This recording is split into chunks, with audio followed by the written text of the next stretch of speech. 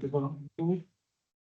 Agenda item 1 as ever is the evacuation procedure. We are not anticipating any tests or drills this evening, so if the alarm sounds, it will be a real event.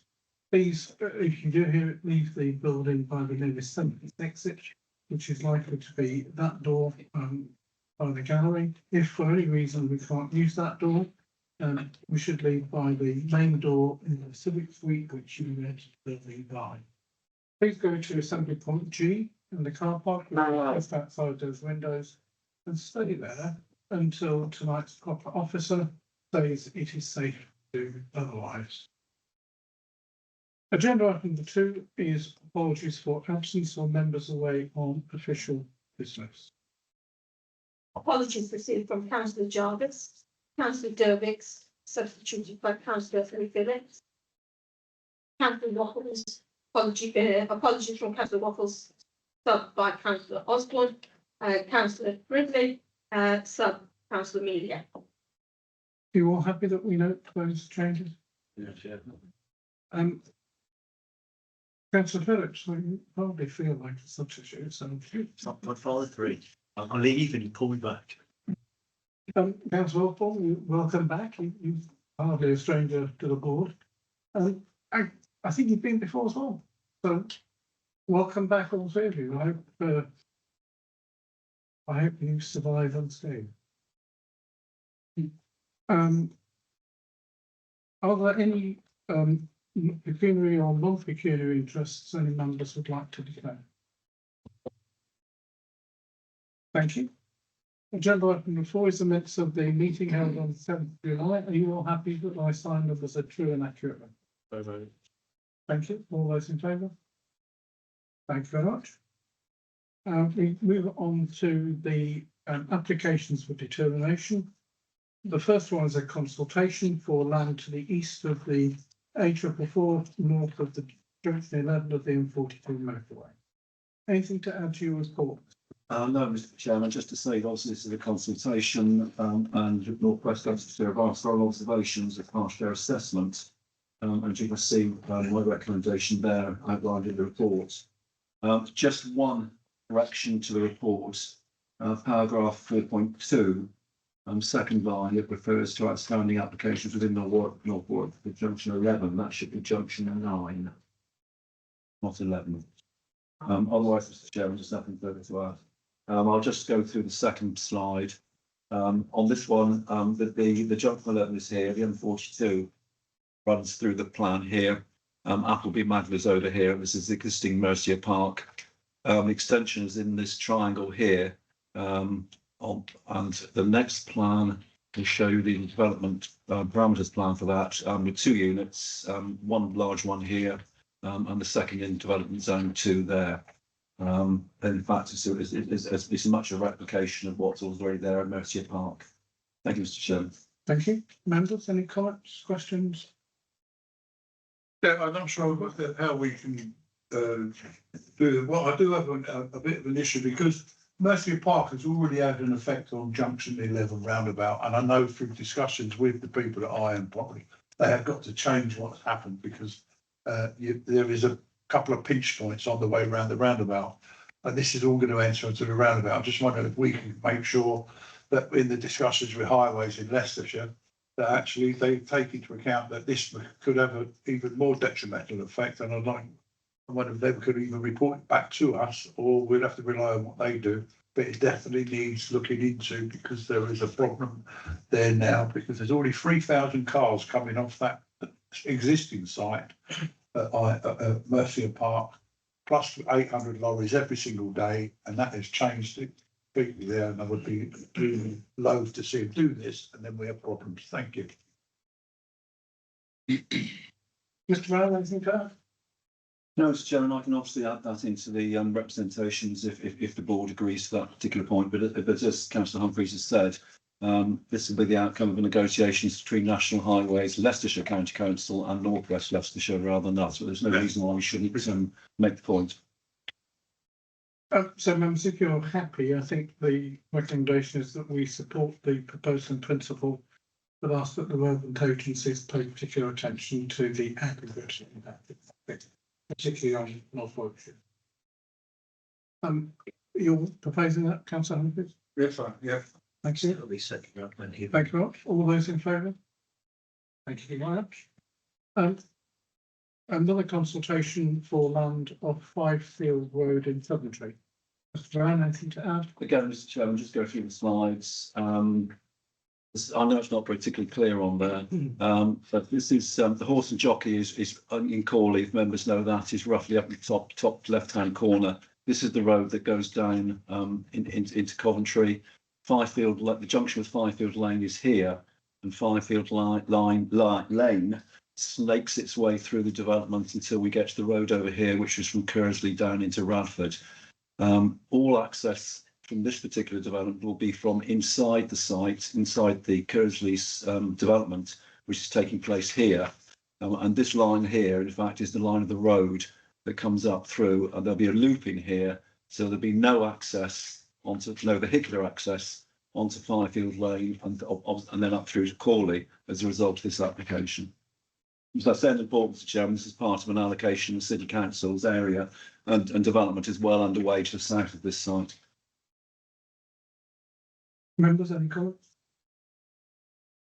I think the only thing I'd say is almost similar to the previous consultation, and I think this sounds better because the traffic is within the site, but it rarely ends up entirely within the site. So I think if we could ask Coventry to do everything they could to protect North Warwickshire from increasing traffic. Are we all happy with that? Anything else? Yes. So can I see those in favour of that response? Thanks very much. Members, we now move to application number 161 for Meadow View Farm, Kinmorsey Lane. Remember that this came before you last time and was deferred for further information. Councillor Diana Wardley, along the Vice Council, has indicated she'd like to speak. If you take the Speaker's chair while Mr. Brown introduces his report. Right, thank you, Mr. Chairman. There's not a lot to add. As you said, this was deferred for clarification, a number of points, and those are in sections A, B, and C of the report. Just again, one correction in paragraph 2.3, the second line, it talks about in August 2004. That should be through 2024 for that particular certificate. I've got nothing further to add, Mr. Chairman. The report outlines the information that was received as a result of the deferral, and the recommendation hasn't changed. Thank you, Mr. Brown. Councillor Wardley, welcome to the Council House. Thank you. My colleague will explain the rules on public speaking. Good afternoon. You have 3 minutes to speak. When you get to 2 minutes, I'll give you a 1 minute reminder. I'll start the clock when you start speaking. This application is retrospective and has only come about due to the diligence of the NWBC Planning Enforcement team. The application letter, which is relied on to give you information, is misleading in various ways. It implies that the building for which you previously sought is a mobile home, when NWBC officers have concluded that it is not, which is why we are here. It implies that if the building were elsewhere, it wouldn't need planning permission, which is irrelevant because it isn't elsewhere. It also states that the building is screened from public view, but there are 3 public footpaths, 2 parts of number 284 and the N285 that go immediately past it with no screening at all.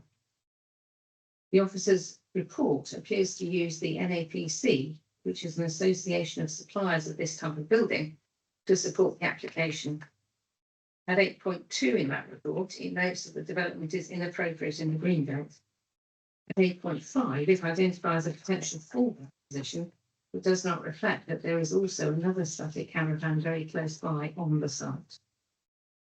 Finally, if the board still feel that the benefits of this development outweigh the harm, Longley Parish Council would ask that the duration of approval is reduced. The building has already been used without permission for 5 years. You would effectively be creating an enforcement problem for officers in 5 years' time, when the building has been there for 10 years.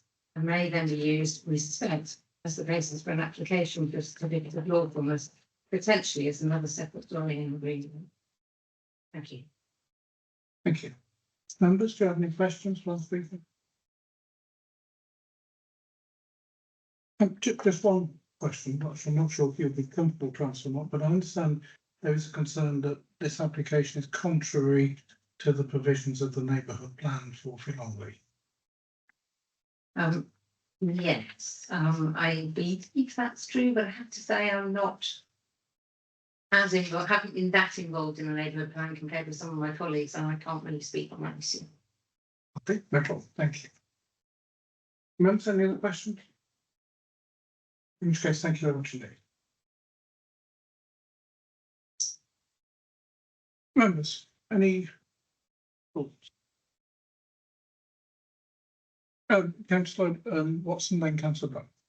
Yeah, so I can't reach the microphone, but I can shout loud enough, I guess. I would like clarification about the neighbourhood plan. And the reason I'd ask for that is because we had an incident, or we had an application recently where it was in contradiction to the neighbourhood plan and we did refuse that application. So I think it's quite relevant because I think we've said at this board previously that we do put lots of weight on neighbourhood plans. So in fact, the parishes having neighbourhood plans is really useful and helpful to us. So I think if we could get clarification on whether it contravenes the neighbourhood plan, that would be really useful. Thank you. Councillor Bell. Thank you, Chairman. I've got a couple of questions. I'm not sure who can answer my first one. Maybe Mr. Brown may be able to. Are there any special circumstances for the potential resident of this building? As there any disability, for example? So I'll come back. That's spelled out in the reports, Mr. Chairman, in 2.5. The application has been submitted for accommodation and ancillary to the use of the host dwelling for the applicant's son who was returned home for support. Right. Thank you. I did read that proposal, so that's okay. I'll say that then. And the other thing that I wanted to ask is, how can we ensure that if we allow this for a specific number of years, whatever that is, that can be held to? And the point that's been made by the speaker, that if it was 5 years plus 5 years, there'd be more argument, as it were, for it staying. Through you, Mr. Chairman, there's 2 points there. Condition 3 on page 5C14 is a condition restricting its use to someone occupied solely in connection with the main dwelling house, and that is a normal condition that can be applied to annexes throughout the borough, including in the Green Belt, and you'll be consistent in applying that condition if you did so. Secondly, this is a separate planning commission, so at the end of 5 years, there'll be no 10-year rule, because planning commission is taken from this particular notice that planning commission is granted, not the previous one.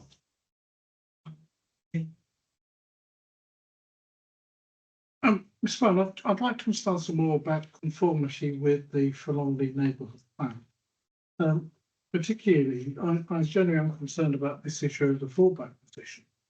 As I understand it, the fallback position is that incidental buildings could be constructed, but not buildings for residential use. So what is the fallback position in reality? Because they could build other buildings, but they couldn't actually, as I understand it, have a residential building. So I'm not sure how there is a fallback position. So could you clarify for me conformity with the neighbourhood plan and what the fallback position is? Well, conformity with the neighbourhood plan is outlined in paragraphs 2.9 and 2.10 of the report, and together with the previous paragraphs in the previous report. There is no conflict with the Philongly neighbourhood plan in our view, and we've gone through the policies in the reports in that respect. In respect to the fallback position, then physically, the fallback position is that half the back garden here could be developed with outbuildings. And that would have no impact whether it's in the Greenbelt or not. Greenbelt has no issue. There's no Greenbelt reason as for refusal based on that fallback position. The fallback position in terms of residential use is that planning commissions have been granted for annexes throughout the borough, throughout the Greenbelt, with the conditions that have been recommended by this council, and therefore, in order to remain consistent, that fallback position carries considerable weight with those conditions. That's like you would do for an annex for elderly people living in a family or younger members of a family, which you have done so, or the board has done so in the past. So the fallback position is the experience and decisions that the council has already taken in the Greenbelt for other cases similar to this. Just clarify, please, Mr. Brown, we've always told you to deal with every application on its own merit. And you shouldn't compare other sites. Seems to me, from what you're saying, the fallback position is we've done this elsewhere. That's correct, Mr. Chairman. There's no reason why it should not be done here. That's exactly the same situation. We're not looking at apples and pears in respect to those other cases. Could I have some legal guidance on this? I think because I'm wary here that we have a development in the Greenbelt. I understand this is a complicated site, given all of the permitted use that's been granted.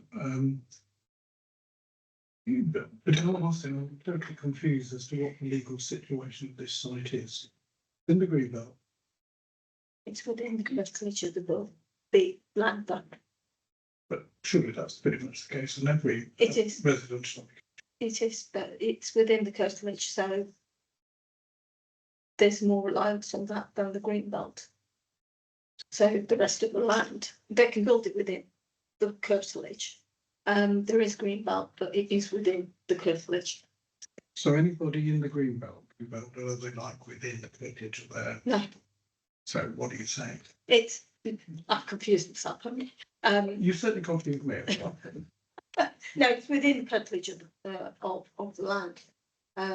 Temporary permission on this land, with conditions can be permitted, as we've already granted on various other applications as an annex. That makes sense? Yeah. Better than what I said before. Members, I am genuinely still confused. Yeah, just go back to this issue about they could build lots of things in the curtilage, hotel, legal advice, but not to be lived in. Just they could build buildings, but they can't use them as residential. Is that right? They could use them as incidental, for incidental residential use, yes. Well, you can't put a house anywhere in the Greenbelt. No, Mr. Chairman, that's not the case. Incidentally. Sorry, Chair, I just need a bit of advice on when he says incidental, just clear for my head what we mean by incidental. Because I'm hearing, well, they have said that they can't live in it. I'm hearing that incidentally they can. Mr. Brown could explain to you, so I understand that. Thank you. Incidental is as a dictionary definition, it's incidental. So therefore a day room, which we have approved elsewhere in the Greenbelt, in certain circumstances, would be incidental. This is ancillary because it contains more residential accommodation. So in other words, because this one contains a bedroom, so therefore, in fact, this would be ancillary to the main host dwelling, which is why it's been recommended with that particular condition. So they're not. So in fact, it's not divorced from the host dwelling, should the planning commission be granted. So again, can we just go back to this legal position of trying to understand? The incidental use could be acceptable for up to 50% of the site, Yes, but that's not for residential use. You can't live in it, you could No. use it for day room. yes. Therefore, how is that a fallback position for the application for accommodation? Because then surely they're totally different. One you can live in, one you can't. That's true, that's correct. It's ancillary, and it's temporary, use of the building for a number of years. I'm in your hands, members. Personally, I'm uncomfortable because I just don't understand where we're going with this. So my preference would be to regrettably defer this again for some clarity. Councillor Farrell. Chair, I have to say, even though I've heard from Mr. Brown, I am still a little bit confused, and I would welcome your coming with support your proposal for a deferment so we can get some more. And I'm certainly looking at the 2.11 where it talks about the neighbourhood plan is it's undergoing review, and it would be helpful to get some more information, and maybe after this video is done, because we are looking and supporting the neighbourhood plan as well. So I support you, Chair. Any other comments, members, or any alternative proposal? So I think with council Fowler's support, I propose deferment for further clarification and further understanding of the impact as regards to the neighbourhood plan and its revision. And see those in favour. And those against. And abstentions. So that's deferred.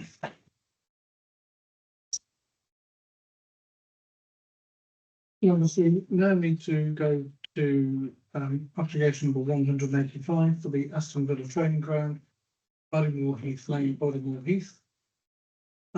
We have two speakers, the first of which is Mr. Peter Norris.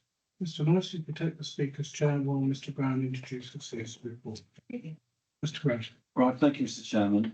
As you'll be seeing from the report, there are two parts to this proposal, as indicated on the screen in front of you. There's additional sports pitches and also extensions to an existing academy building. And let me just run through the slides. Members will be familiar with the whole site because they visited on several occasions. Bodymoor Heath Road is down here. The A4091 runs along the top. The access comes in off Bodymoor Heath Road. The main academy building is here with the indoor pitch here. The first team pitches are here. This is Connerbury Wood, which members have referred to, and it's been referred to in the report. And there is a footpath which runs through there to get to this secondary area, which is mainly used by women, youngsters and other teams. There are existing buildings on the site down here, which members have seen. Planning commissions have already been granted to extend the academy building down here, and also for this indoor facility here. Planning commission was granted last year for that. The new pitches are to be over here in this white area, and I'll come to a bit more detail on that in a minute. Middleton Hall, which is referred to, is here, and the Middleton Nature Reserve is down through here. But that's the overall picture in terms of the overall site. A bit more detail, then the extensions to the academy building are down through here. As you can see, that's the indoor pitch, which is a covered pitch, which has already been granted planning commission, and extensions have already been granted down here. This proposal is to extend that even further. And as you can see, the pitches that are up here are on land which have not yet been developed. The report refers to Middleton Hall, and particularly through the views from that elevation. You can see that straight line there, which is representative of that elevation. And the report also refers to the reinstatement of a formal garden that was within the Middleton Hall estate, and that is, you can see, outlined there. So in terms of the actual academy building, you can see here it follows very much a similar type of architecture and design that has already been approved. The new bits are the coloured bits on that, Mr. Chairman, so that you can see what's being added. And then in terms of the actual playing fields, this is the larger version of what you've just seen. The three floodlit pitches will be towards the top left here. As you can see, just about to see the protected garden here. So the floodlit pitches are away from that protected view and the garden. This site's in the Greenbelt, as members are aware, but obviously we've run through the Greenbelt issues with you in the report in respect of outdoor sport and recreation being an appropriate use in the Greenbelt, and therefore there is a difference here to a lot of other developments. Secondly, the main issue, I think, from our point of view, is the impact on the hall and the heritage status of that hall being grade 2 listed. It's not so much the fact that it impacts on the hall itself, but it's on impact on the setting of the hall. As you can see here from the diagram, if I go back to that. As the report indicates, Middleton Hall has lost much of its estate. It's now basically just the hall and its immediate surroundings with the lake. but historic records and plans do show that there was a formal garden within the estate, within the parkland associated with the hall in this location, as you can see, and that there were extensive views, open views from that elevation going northwards. What's happened in this application is there's been a lot of engagement with the trust that runs the hall, our own conservation officer and Aston Villa representatives, in order to see if we can replicate or reintroduce that formal garden. And that's what's being done here, whilst retaining that view and still accommodate the pitches that Aston Villa require. And the floodlit ones are over here, as I've said before, on that larger diagram. So in terms of harm to Middleton Hall, our view is that the overall proposal is less than substantial harm, not substantial harm. Now that less than substantial harm still carries weight in the final decision. But our view is the public benefits of this development outweigh that less than substantial harm. There are two particular public benefits. The first is obviously the expansion of women's and youth's football in the area, in an area already which is an artificial landscape, if you like, and already well developed for outdoor recreation and sport. And secondly, the reintroduction of a heritage feature which would not have come about had it not been for this application. And that's a major public benefit, a heritage benefit. We don't often get heritage benefits with applications, and this is a major one, Mr. Chairman. So therefore, that's the reason why overall the application is recommended for approval. As you can see from the recommendation, I can tell you that the outstanding consultations have now come back. No objections, subject to conditions which can be added into the note, any notice of decision that's granted. But the recommendation is to grant planning permission and referral off to the Secretary of State, Mr. Chairman. Thank you, Mr. Brown. Mr. Forrest, welcome to the Council House. My colleague will explain the rules on public engagement. Good afternoon. You've got 3 minutes to speak. I'll remind you at the 2-minute marker, and I'll start the clock when you start speaking. Excellent, thank you. So I'm going to start with this page here, which is the last page on the board report, and this shows the permissive path run between the current filming ground and the proposed new pitches.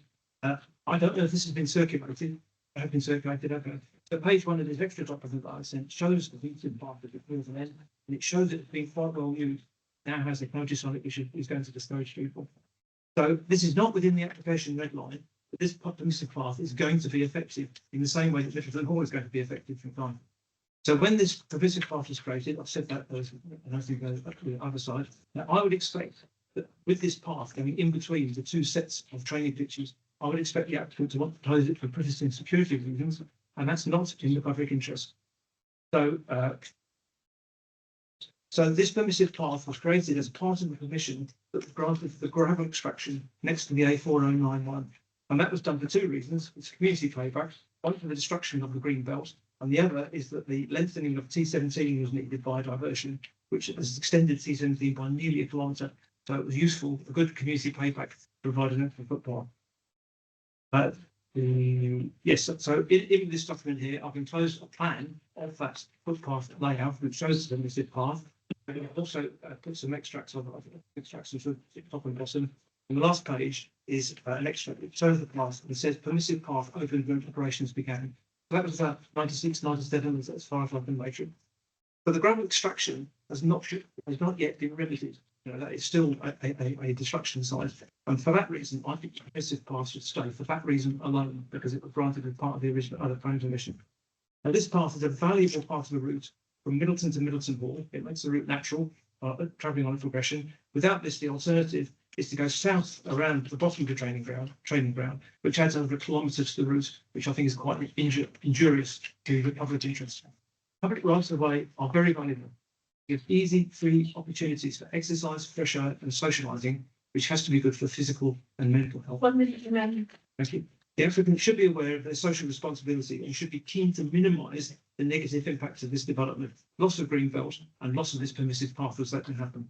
So I'd like to see the permissive path retained, if that can be a condition of any planning permission. And it's possible that to meet the reasonable needs of the applicant, you could have the path, have gates on it to close the path off when the training grounds are in use. It might cost a bit. I think it's a proportional amount of money, the amount that this is costing. Ideally, I'd like to see the path to be dedicated as a new public right of way, and that could be done with legal limitation, close off the path at times. Finally, I see the application is making use of an exception for outdoor sport and outdoor recreation, that's the Board Report 9.1. But surely that is for publicly accessible facilities, which these are not because they're going to be private. There's going to be something that people can come along and go to.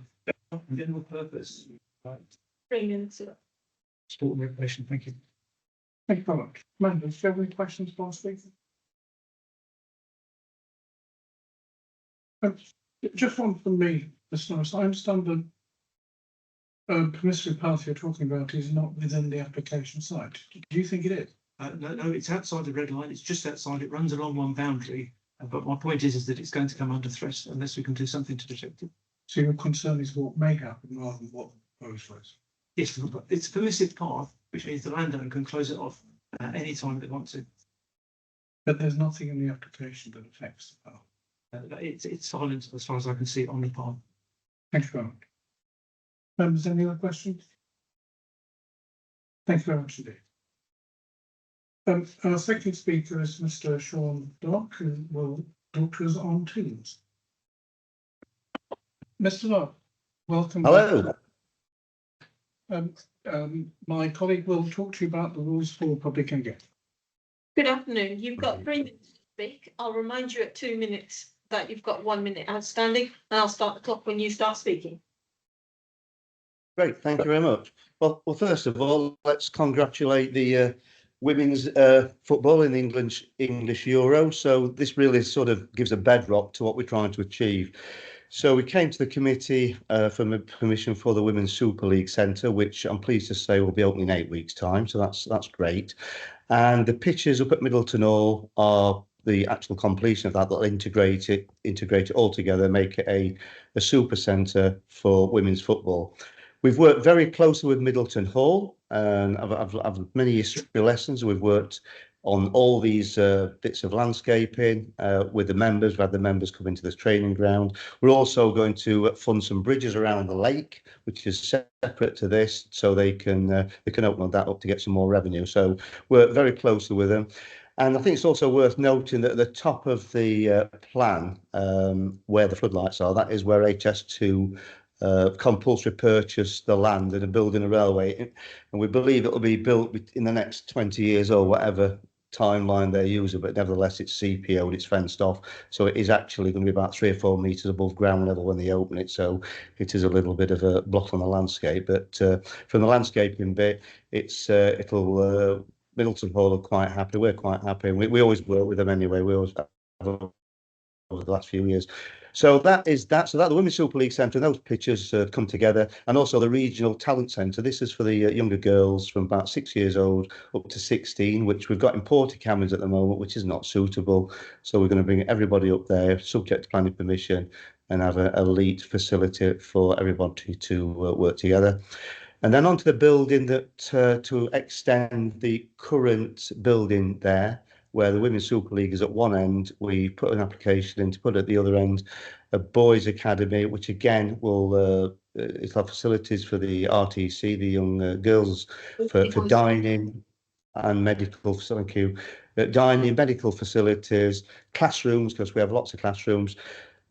Because the dome that we got permission for, the blue dome, believe it or not, will be finished in 3 weeks' time. So that's all gone to schedule. That's fantastic. That's nearly finished. So that will bring, if we get planning permission for this building, we'll bring that dome and the under-16s all together in one place, where HS2 has sort of severed us from on the other side of Cunbury Wood, where players had to go on a march for 10 or 15 minutes to get from A to B. So thanks for your time, and that is our input. Thank you. Thank you very much. Members, do you have any questions for our speaker?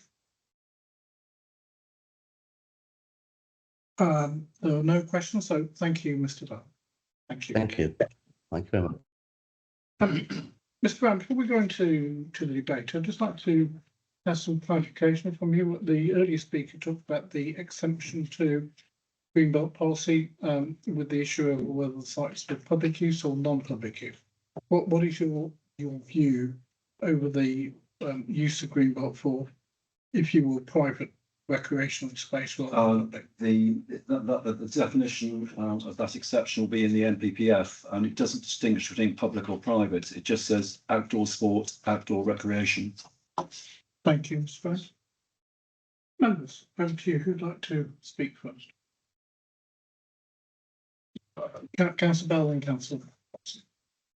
Thank you, Chairman. I'd just like to say that I was on a visit to this site when, in the previous application, and the facilities are fantastic, and I really welcome this. I think this is just what we need, encouraging young people to get into the sport, and of course to encourage female football as well.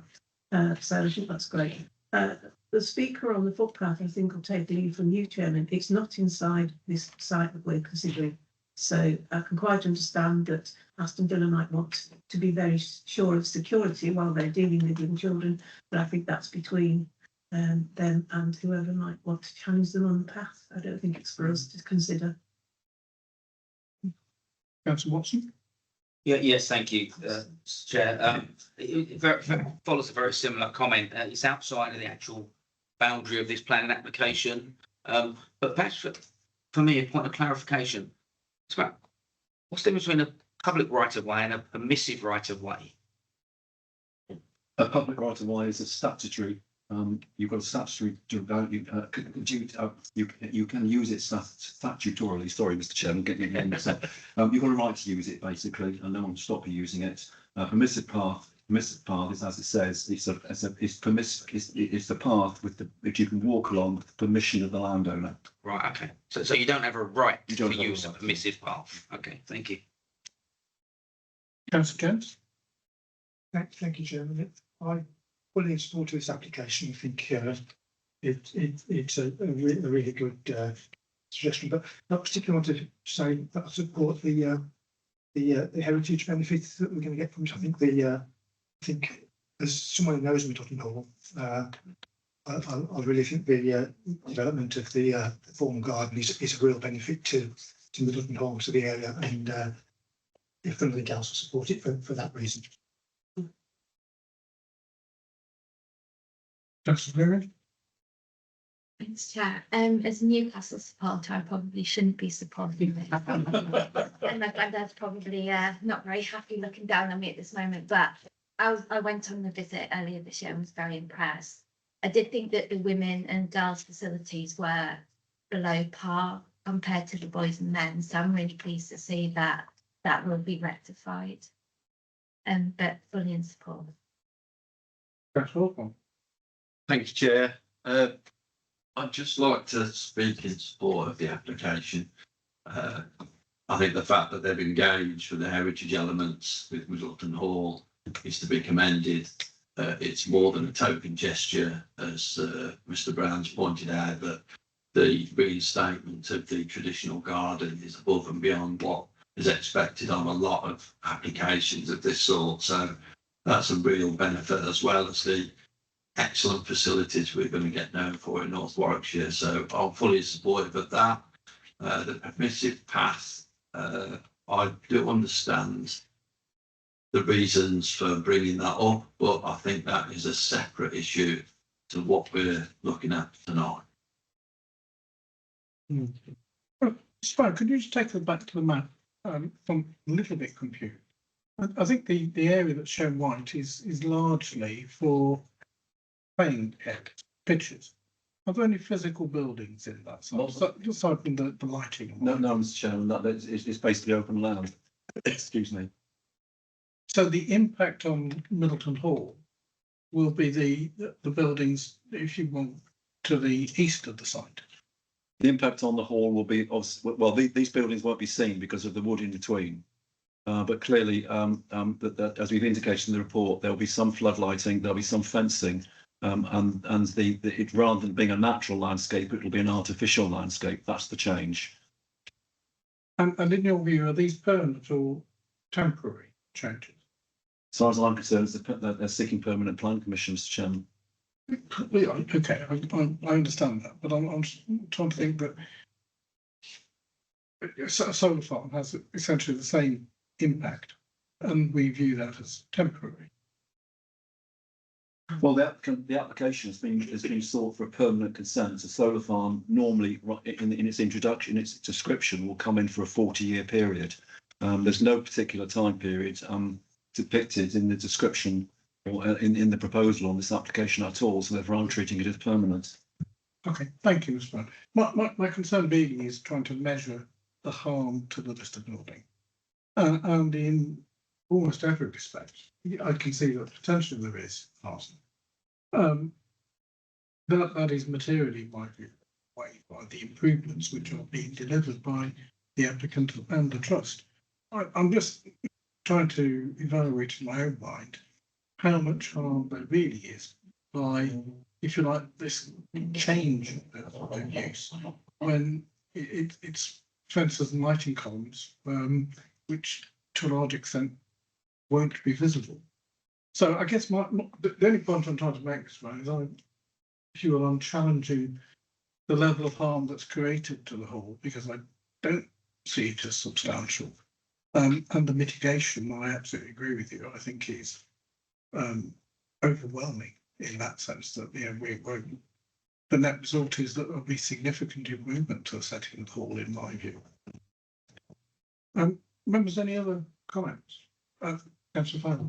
Thank you, Chairman. I certainly agree and support comments that have been made about the Euro, because it was great to see England retain again. And I have to say that I actually watched every single match, both England and all other countries, but in particular with watching the England matches, it was absolutely fantastic to see the cameras going on to children 6 and above and seeing the faces of watching a football match, and certainly seeing the encouragement that England winning a game and retaining the cup gave such encouragement for young girls. So this actually coming on has got to be a fantastic scheme and very much welcome it. I just want some clarity again from this footpath that was talked about, just some clarity through Mr. Brown, who actually owns that bit of land, because I agree, my understanding that permissive is actually agreed by the owners, but if it is then owned by Villa, having seen private land, then yes, because it would, I would have thought, if it was a public right of way, then that would be official through Warwickshire County Council. I would have thought, and as you can see, I don't think it does. So I think having putting that private land, and the other thing I wanted to add is I haven't been had the authority to go and see this for myself, but I was thinking again of the safety and security of young people, in particular, of course, young girls. Thank you. Anything to add, Mr. Brown? My understanding is that the land is owned by the club itself. Right. So they have the right to close it. Thank you, Mr. Chairman. Thank you. Members, I think this is a material application. It's a substantial development of an existing user in the Greenbelt. It is contrary to policy to an extent in that it is development in the Greenbelt, but it's covered by one of the exceptions to Greenbelt policy. It will lead to a material development of facilities for women and young people's football. And from what I can see, will lead to a material benefit for one of our significant heritage assets. I'm generally struggling to see a negative here. I do think it's important that the use of the footpath is protected, but as we've all said, it lies outside the development area of the application, so there's not much we can do. But I don't think it's unreasonable for us to try to encourage the objector and the applicant to work together to find a long-term solution. But I don't think that falls within what we could reasonably use as a reason to say no, accepting the outstanding advantages that are delivered. Because this site and this application is contrary to C, we can't actually grant consent tonight. We can be minded to grant consent and refer to the Secretary of State to determine whether or not he would wish to determine the application. If the Secretary of State doesn't, then the rest of the recommendation that's shown on page 29 comes into effect. Members, I would like to formally propose that that we are minded to grant consent, subject to the conditions set out in the programme. Happy to second that, Chair. Thank you. Are there any other proposals? In which case, can I see those in favour? And that's unanimous. Thank you. We now move to application number 586 for land 400 metres west of Camp Farms, Knoll Hill, Thurley. Mr. Andrew Hindman has indicated he'd like to speak. Mr. Hindman, if you take the speaker's chair while Mr. Brown introduces his report. Mr. Brown. Right, thank you, Mr. Chairman. This is deferred at your last meeting, so to provide additional information particularly on 2 points, the unmet need issue, and to see if the applicant will provide more in the way of landscaping. I'll return to those in a minute. But the deferral also was on the grounds that you wanted to go the site visit, and also to understand the receipt of outstanding consultations. I've circulated a note about the site visit which took place on Saturday morning. That's in front of members at the moment. 6 members attended that particular visit, and they replicated the routes that we walked on the first site visit about a month ago. And secondly, I can report now that all the consultations are back in, no objections from the outstanding consultees, and conditions are recommended by those consultees, and therefore they can be added as necessary to the recommendation that you have in front of you in that respect. So going back to the 2 main issues, which were the reasons for the deferral, just deal with the landscaping one first. This is the plan that you saw last time. So members can get their bearings. Knoll Hill is here. Brickkiln Lane, Fairley Common is here. The Camp Farm complex is here. Kingsby Rifle Range is over here on the left. And Knoll Hill goes down to the Tamworth Kingsby Road, which is right down here in the bottom left of the plan. You can see there the solar farm, and you can see particularly the hedgerows that were included at that time, which were in the dark green lines on this particular plan. The lighter green lines were just meadow, open land. The turquoise area up here is, as members will recall, would be the area that's been set aside for skylark mitigation. Originally, the panels extended over this site. Those have now all been withdrawn, such that now retains as a meadow, and particularly for skylark mitigation. You recall, Mr. Chairman, that at the last meeting you asked if there was room for or the capacity for additional planting on the site. And the speaker at that meeting said that there was.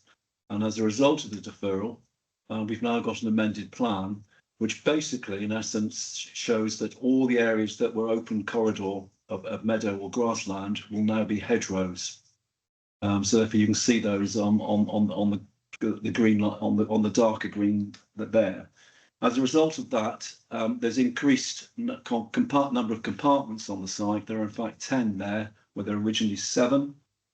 There's an additional 1.3 kilometres of hedgerow as a result of that, and an additional 75 trees as a result of that. I just want to correct one statistic in the report, Mr. Chairman, and that's at paragraph 3.2, where it says that to a total of 282 new trees, that should be 2,082 new trees, not 282. There's a naught missing in there, it's quite significant. So there are over 2,000 trees being planted as a result of this development. And that also means that the biodiversity net gain also increases because of the hedgerow increase. As you can see from the report, Mr. Chairman, this particular amended scheme went off to our own landscape consultant, and the landscape consultant fully supports the amendment, additional planting. And the consultant is now saying that whilst the original scheme had moderate landscape and visual harm, this is now less than moderate and visual harm. In other words, there's a reduction in the amount of harm caused because of the new planting and the compartmentalisation of the site. So in other words, the harm has been reduced, and that's a material improvement over what you saw last time. And in respect of the need argument, which was raised last time, the applicant has gone into a great lot of detail on that, and that's outlined in the report, and I don't need to go through that for you because members will have read the several pages on that. All I'll say is that on past applications for solar farms, we have summarised most of what's in there that's in front of you. We've now got the detail that sits behind that. And in all the other issues and all the other cases that we have reported to you, we have always said that renewable energy and security of energy carry substantial weight. Clearly, that has not changed with this particular application. It carries substantial weight. So therefore, the planning balance here is perhaps clearer than it was at the last planning board meeting. The difference between the harms and the benefits are now wider because of the reduction in the level of harm that's been caused as a result of the hedgerow increase on the site, Mr. Chairman. So therefore, the recommendation still stands. The recommendation still stands with the obviously the conditions attached will have to be attached from the consultees. Can I just add in there, please, Mr. Chairman, and I'll do this verbally, that the conditions will have to refer to the amended landscape, the amended layout plan, which you see in front of you, and not the previous one, if planning permission is granted. But that's just a matter of fact in looking at the condition, the content of the conditions wording. So they'll have to refer to this plan that you have in front of the screen in front of you, and not the one that you saw last time. Thank you, Mr. Chairman. Thank you, Mr. Brown. Simon, welcome to the council house. Thank you. My colleague will explain the rules on public engagement. Good afternoon. Got 3 minutes to speak. I'll remind you at the 2-minute marker and I'll start the clock when you start speaking. Thank you. My name's Andy Hyman. I'm the development manager for this project for Camp Farm Solar. My colleague Scott Johnson, who spoke previously, extends his apologies. He's our consents manager. He can't make it today, so a lot of my points have actually been raised by Mr. Brown. Basically, the number of trees that have increased. We had 4 kilometres of new hedgerow, which is now 5.3 kilometres of hedgerow planned in the new layout.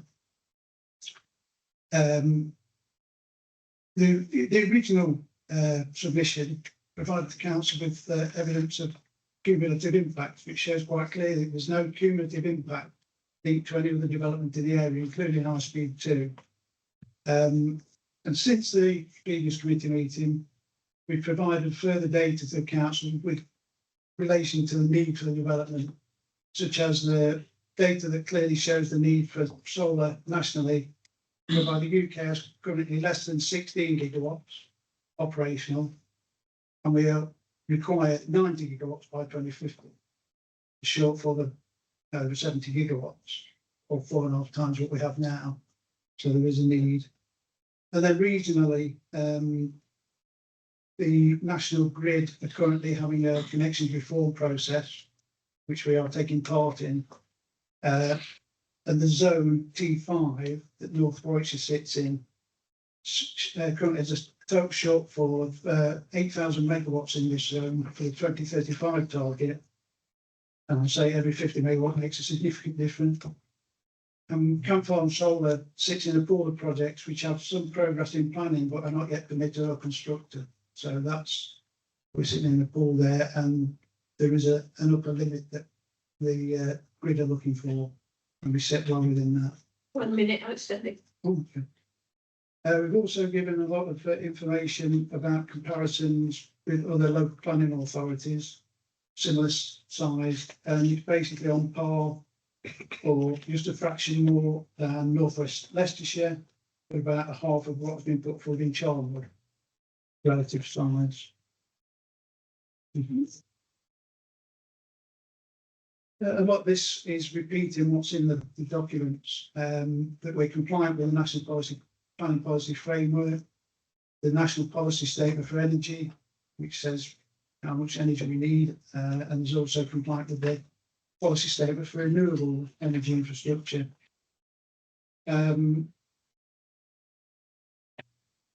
there something? Yeah, North Warwickshire declared a climate emergency in 2019, which I believe is still in place and will have to 3 contribute. minutes are up. Okay. Thank you very much. Okay. Members, do you have any questions for us, Speaker? Councillor Phillips, then Councillor Humphreys, then Councillor Watson. Yeah, thank you, Chair. I'll have two if I may. If permission is granted to that, would you be prepared to begin planting around the perimeter immediately, so to give the foliage chance to mature before we start erecting the solar panels? Yeah, that is our aim. We couldn't start immediately. No, but when the season begins. And it may not be this year because we're still waiting for the outcome of the national grid reforms. All right. Okay. But that is our intention, and we've talked about conditioning that in some way. Because I do on all my projects, if there's a long lead time, let's get the planting in, get it matured. So you'd accept that as a condition? Yeah, it's going to be sort of caveated a bit with, Yeah. if we can and it's viable, but it's something that we're looking to do anyway. And do you intend to use sort of semi-mature trees? I mean, we're not looking at little whips along the border. There's got to be a mix of some sort to give it a start, give it a good chance, definitely. I've got some fully mature in some other projects where it was really significant, but that was very, very rare, but semi-mature would be in there. And also, would you be prepared to speak to the parish council about a community funds? Oh, yes. Well, we have, I think we have, well, we met with yourselves and we've talked with the parish council. It's still in its infancy in a way because we don't want to be prescriptive as to how you use that. Other than it's got to meet with our sort of company ethics and responsibility, that type of thing. Generally, it will be an amount of money which was given annually, and it shows up with revenues as well over the years, and that's there for the full 40 years or whatever the period is. So yeah, but that's part of our company ethics. That has to go in anyway. Even if not requested. So yeah, that's something that we talk to council about. Thank you, Chair. Thank you. That's my hope, please. Well, this has gone on quite a while, we've met several times, I understand that. But I seem to recall that you talked about not being able to get into the grid till 2034. Is that what you alluded to just now? If we weren't doing this grid reforms, yes, because there's such a queue of what we call phantom projects. I've got 100 megawatts sitting on the grid from 10 years ago, which will never get built, and it's still not, that's from the previous employment. So they're trying to sort all that out, and they're now putting more and more stricter rules for us to get a connection. Like the land, previously you had a letter of authority, you could get a connection agreement. Now you have to have the land secured, and also in this process, if you have planning versus somebody that hasn't, you're higher up the list. So that's hopefully that comes back into sub 2030. It sounds still a long way away, but 5 years is a long way away. It takes us a while, 2 or 3 years to build the infrastructure and the connection. Yeah, can I add to that as well? Because things change, obviously, and you did say 2034, which is like nine years. Yeah. And with some of the stuff that's been discussed here today has already gone. And if like Iron Properties going to build and Richmond are going to build somewhere else, and they're all going to be looking for that same capacity. When you get your permission, and you actually get ticking the box, and you do get the capacity will come. You don't get hung out to dry in the future. Okay. Yeah. Well, this was also subject, because we submitted the planning application in December, before December the 20th last year. That was one of the criteria which gave us some protection just for us submitting the application there. Obviously, we've got to get it planned. So we're ahead of anybody that was after that date as well. It's been very unusual. National Grid have had their head in the sand for the last 10, 15 years, and now they're head out and gone, wow, we've got a problem. Thanks very much. Okay. Councillor Watson. Thank you, Chair. I'll come back to lithium-ion batteries because I know if one of this chamber will expect me to come back to lithium-ion batteries. So it will be in my bonnet about lithium-ion and its safety concerns. But the first question, I'd just like to point, your Appendix F, or Appendix F that's in our report that shows this need, and I use the term in inverted commas, the need. Because when I look at your, the statistics you provided in the graph, it talks about North Warwickshire having 28,454 hectares, and it says 20,724 available for solar. That seems like a very high proportion against our total land available to the land, or the total land we had to the land stand available. And I make that point, so I look at Warwick districts who have a similar amount, and we know Warwick district because it's part of the same county, but the pressures on them at 19,000 seem much lower. And I guess my question is, from a fairness perspective, it feels that North Warwickshire, we get asked quite a lot around renewable energy, and it almost feels disproportionate the amount we're being asked to give up to the amount there. It just doesn't feel proportionate. We often hear the national need, and as a planning authority, we have to obviously consider the national need. We also have to consider our own residents and our own common areas. So I just wondered if you had a view on Yeah, I don't have the, available land versus. yeah, I don't have the details on that, but I think one area could be more urban than another. And I know it sounds horrible, but the more rural, there's more land that potentially could be solar. So that is one big difference. We know that. Yeah. Sorry. Yeah. We did that. Well, that's what I could say. So it will look disproportionate, but it's because you've got more rural than the other guys, I would say. And that's useful, thank you, because I wanted to just get because that's what it feels like. The fact is we're almost victim because we've got rural areas, we're victim. I think I'll come back to lithium ion. It's a bee in my bonnet. Many people in this chamber will know it's a bee in my bonnet. I don't like lithium ion. I think it's dangerous. I think it has inherent risks from a thermal runaway perspective. What I would say, and I'll make the point, actually the battery storage on this site causes me less concern. It's much smaller than when we see a battery storage site which has rows and rows of these containers. This is relatively small. I expect to act more like a capacitor than actually anything else to smooth the load to be. But the water on site doesn't seem particularly large. If you look at the map, perhaps it's just the way if you look at the little red block and you look at the little blue circle in the corner, There's two, one either side. Right, So you okay. can get from either direction. It's double that. So and right. it's within conjunction with the fire service that we've arrived at that. But they just got in the perspective, you said size, and I'm not a big fan of the huge projects. They've got to be away from, this makes sense because it matches the energy. Since I've worked on this, the battery area required has halved 2 years, and I expect that to carry on, to be honest. Well, we expect lithium ion to actually be replaced by another technology Well, that flow is far batteries, more I've worked on flow batteries stable. quite a lot, yeah.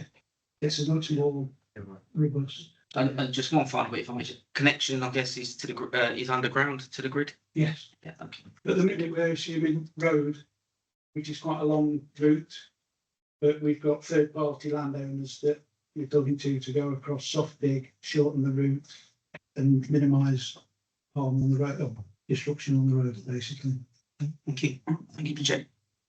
Councillor Jones? Sorry, can I just clarify something you said in your answer to Councillor Phillips? I think you said if I understood, you said you'd very been spoken to Parish Council. Well, we have the consultation, which we are on the Kingsbury Parish Council, without missing any meetings, no doubt. We had it early, but it's all, I think, and we outline the community benefit and so further clarify, if this is approved tonight, you are still prepared to come and talk to Kingsbury Parish Council. Yeah, well, we're committed on this. For me, we're committed. Yeah. Any other questions, members? I just have a couple from me, some of which, because I'm hardly an expert in this area. Condition 3 says the energy output of the site will be 49.9 megawatts and the storage capacity will be 50. Is that enough in practical terms? When you say enough for, well, I'm just trying to understand your management. of yeah, the site. storage, there are lots of ways you can utilise the storage, but primarily for us, the grid sometimes will switch it off, curtail you, there's too much in that for an hour or two. So we utilise that 50 megawatts, store that energy rather than switching everything off and losing that energy that we've built the solar farm for. I think it's really that I was trying to understand, because if you can't, for whatever reason, export the power that's being generated, how long in time wise would 80 megawatts give you? As I say, with regards to the size coming down as well, we were originally 1 hour batteries, we potentially have 2 hours for 50 megawatts. So you'd have 100 megawatt hours of energy, which can be let out when the connection's there again. So rather than lose it, and there is push to go for long duration energy storage, which is 4 hours plus. Not well in general.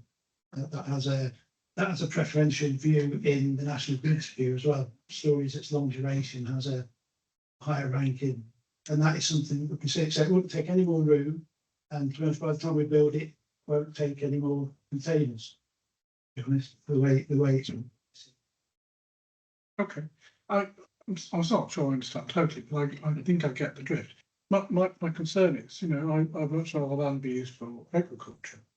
But equally, I understand the need for sustainable power delivery.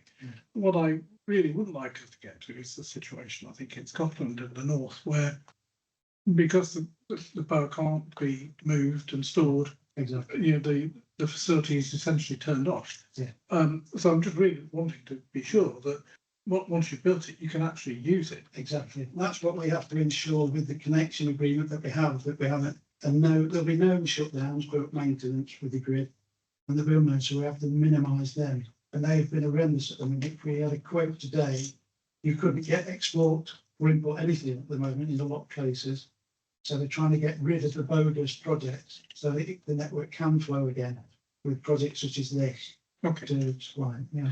I'd appreciate it if over time you can come and talk to us about that again, because time of emergency power and all the rest of it. It is important, I think, to us to understand that we actually get the biggest bang for the buck. If you And it needs a mix. This isn't the solution to the whole thing. With wind, there's offshore wind, onshore wind, solar, batteries as well, flow batteries, the different technologies are there. Pump storage, that thing, the energy storage. So, I just want to be sure that whatever it is and not. well, that's our aim as well. Condition 12 talks about a scheme for setting out measures which will facilitate sustainable agriculture once the site is developed.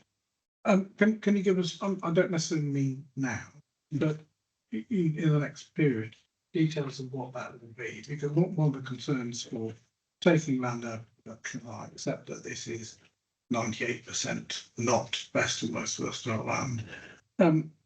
But I would still like to be comforted by how much agricultural use can be on the site. Yeah, well, that is something we'll look at every project. Some are more suitable than others where it has been just grassland. If we're having to plant, as we are here, wildfire meadows for BNG to meet the requirements, that's not really ideal for grazing, say for sheep. So we'll have a look. And again, the skylight mitigation area, I'm not sure how much we can utilise that.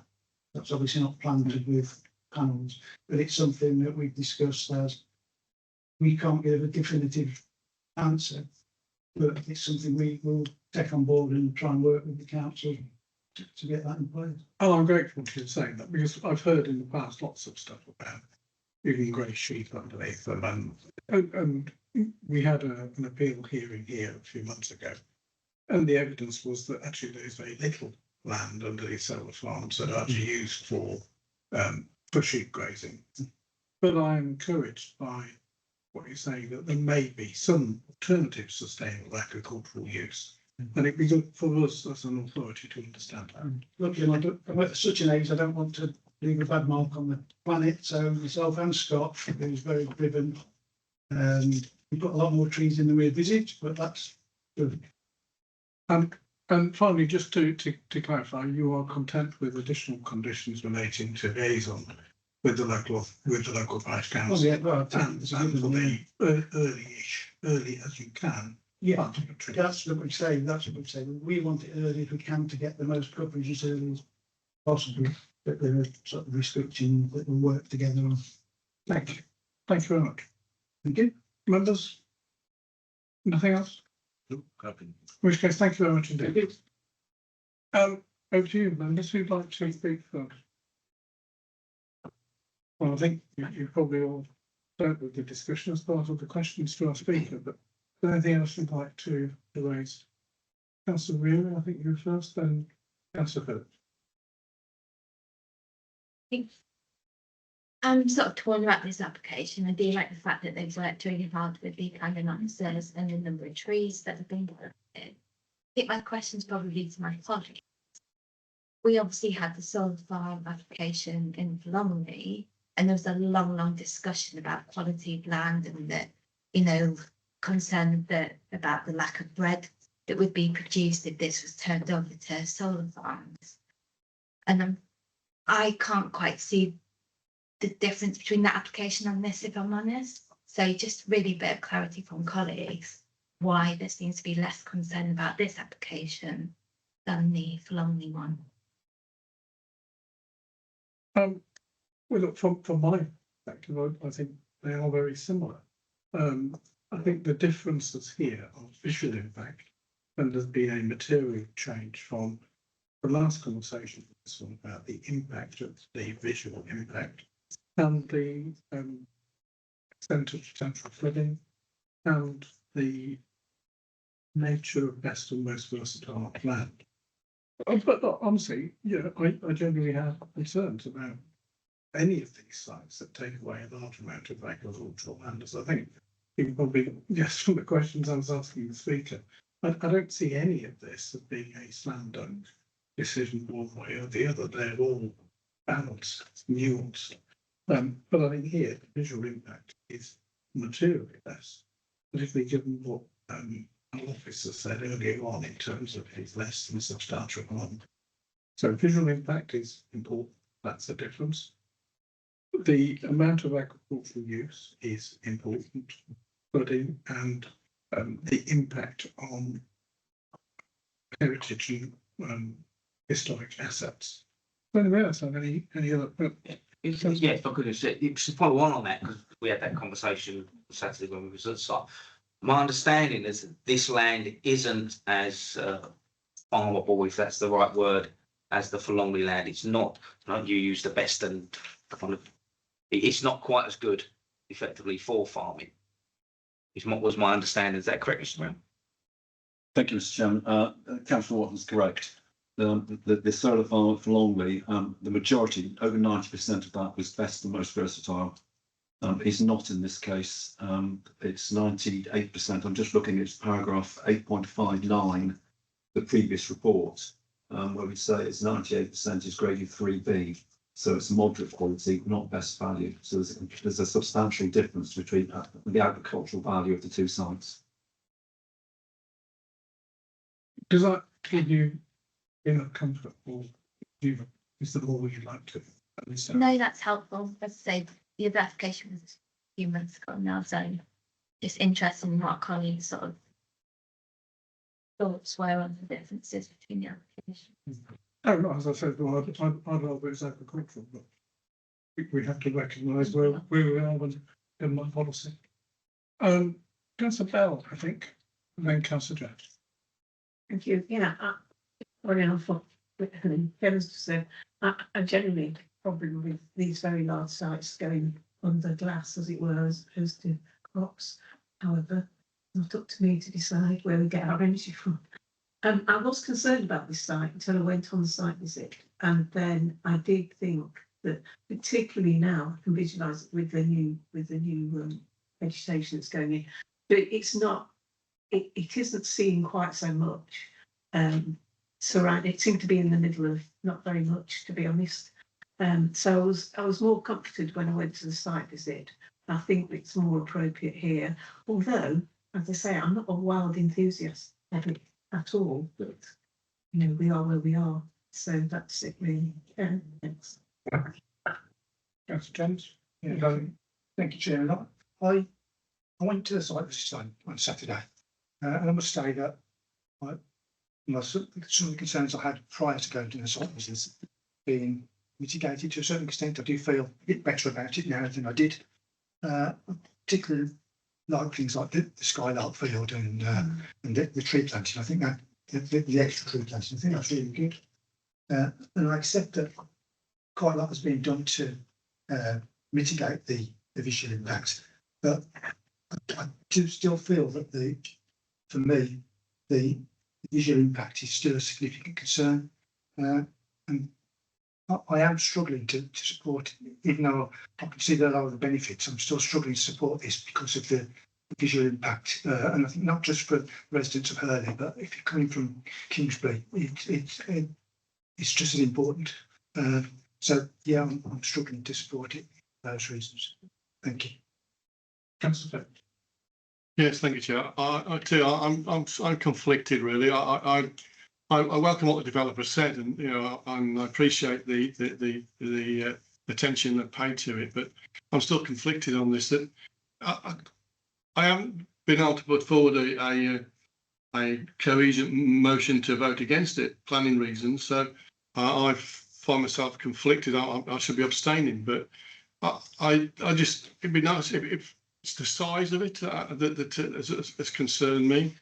I mean, I thought that I looked reading through the report. I see we've had 50 odd complaints, not a lot really, but when I thought, well, at the last county elections, the majority of people in Early voted for reform and they're against the green agenda. So I must take into consideration that perhaps the majority of people in Early are not for the green agenda, and because I represent them at the borough, I think I will abstain on the motion, Chair. Thank you.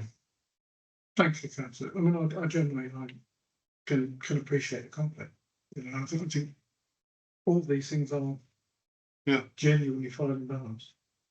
Councillor Fitch. Very similar, and I do appreciate all the effort the developer has made and the turning up and their willingness to come and speak to the parish council is most appreciated. However, as I say, we had over 50 objections, and I've had a substantial amount of correspondence via Facebook and Messenger and things. So just so that those residents feel that they've been represented by their electorate, I will be having to vote against this, I'm afraid. But obviously that will prevent us from, carrying out our duty. Any other comments from? Would anyone wish to make a proposal? Councillor Hayfield. On balance, I can move that be granted. Can I just check, Councillor Hayfield, that is the conditions printed in the report, including Mr Brown's earlier comment that they'll need to be updated to reflect As written in paragraph 6, with appropriate conditions. I think the developer's got a long way on this. I don't like things, but I think we're a bit like King Canute at the moment, trying to sort of hold back the tide. And better that we grant it with conditions than a Secretary of State grants it without conditions. So just to clarify, consent granted with the conditions as printed, as amended by Mr Brown's necessary updating to reflect the current proposal, plus the 2 conditions that we talked to the applicant about in respect of the pre-planting as far as possible of the landscaping and the negotiation for engagement with the parish council. Once again, Chair, you put it so much better than me. Nice comments will get you everywhere. Councillor Fowler. Thank you, Chairman. And like Councillor Hayfield has put it a lot better than I could, and I would second the proposal. Thank you. Are there any alternative recommendations? So, members, we have one proposal, which is that consent is granted, as you don't need me to tell you, but you can vote for that, vote against it, or abstain. So, can I see those in favour of the recommendation that consent is granted? And those against? And those abstaining? Thank you very much. That's granted. Consent is granted. Now, Mr Brown, will you add an appropriate point in the seat to bring us an updated report on the potential agricultural use and the planting of the site when the applicant is implementing? Thank you very much. We now move to application number 221 for land to the north, west and south east of Blind Pit Lane, further We have three speakers on this, the first two of which is Mr. Richard Hapgood and Tom Fuller. Gentlemen, if you take the speaker's chair while Mr. Brown introduces his report. Right, thank you, Mr. Chairman. As the report indicates, it's an introductory report, a preliminary report, just to notify members of the receipt of this application. Members have been aware of it for some time, but it's now actually come in. Rather than go through all the slides that you've got the paperwork for on the agenda, I've just picked out a couple. Appreciate that this is not perhaps too clear on the screen, but junction, the M42 is here. Junction 9 is down here, 446 going up to the Belfry roundabout, which is here on the top of the report, the top of the plan. Curdworth is down here, and then you can see Wishaw Lane, Curdworth Lane going up to Overgreen here, and then Wishaw is over here, and the church, which is referred to, is here as well. So the site is this particular area of land here, and that's to put it generally in its setting. That's probably better with the Ordnance Survey map, so that you can see it more clearly. I know the footpaths are on there marked in the dash lines, but again, you can see Curdworth down here, Junction 9, the Belfry. You can see Overgreen here, Wishaw, and you can get your general bearings from that particular plan. And then I've only picked out one plan, which is this one, which is an illustrative layout, and I must emphasise that this is illustrative. It's not the proposal.